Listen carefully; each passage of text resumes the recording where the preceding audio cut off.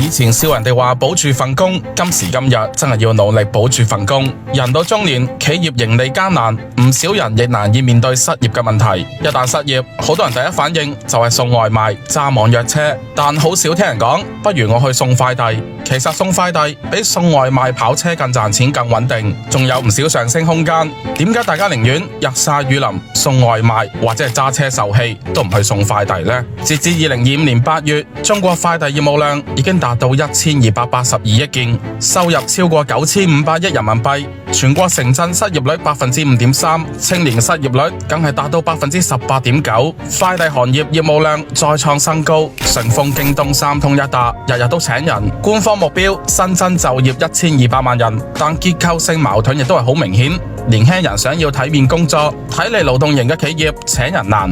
外賣騎手平均月收入4000到7000，網約車司機扣除租車油費到手5、6千，而快遞員8000到12000係常態。攬件高手仲可以月薪超過2萬。大家選擇揸2個轆、揸4個轆，但係唔肯揸3個轆。呢個現象其實都好易理解。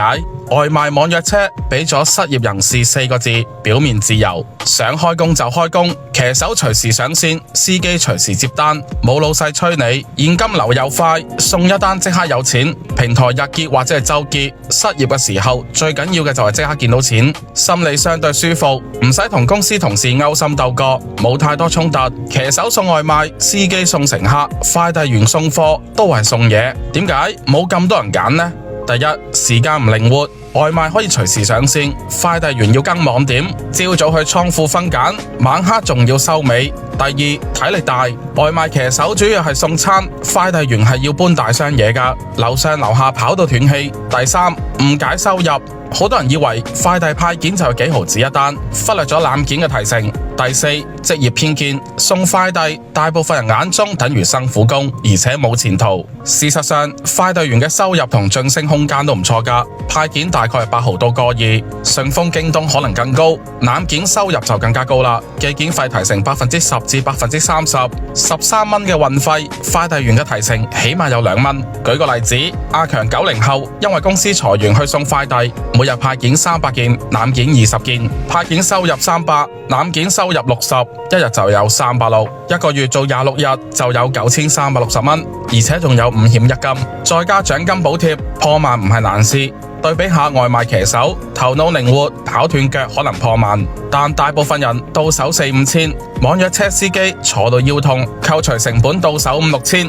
而且外賣員同網約車司機大部分都冇5險1金，自己買靈活就業社保，到手嘅話就更少錢啦。另外，做快遞員你唔怕辛苦，你頭腦靈活一啲，你維護好客戶嘅話，晉升空間亦都係好明顯。派件加攬件，打基礎，揾大客戶，揾長期電商合作，其後有機會升做網點負責人或者係片區經理。2025年國內快遞業務量同比增長17.8%，未來10年都係一個唔錯嘅行業。只要你捱得住，快遞員有職業前景，唔係困局。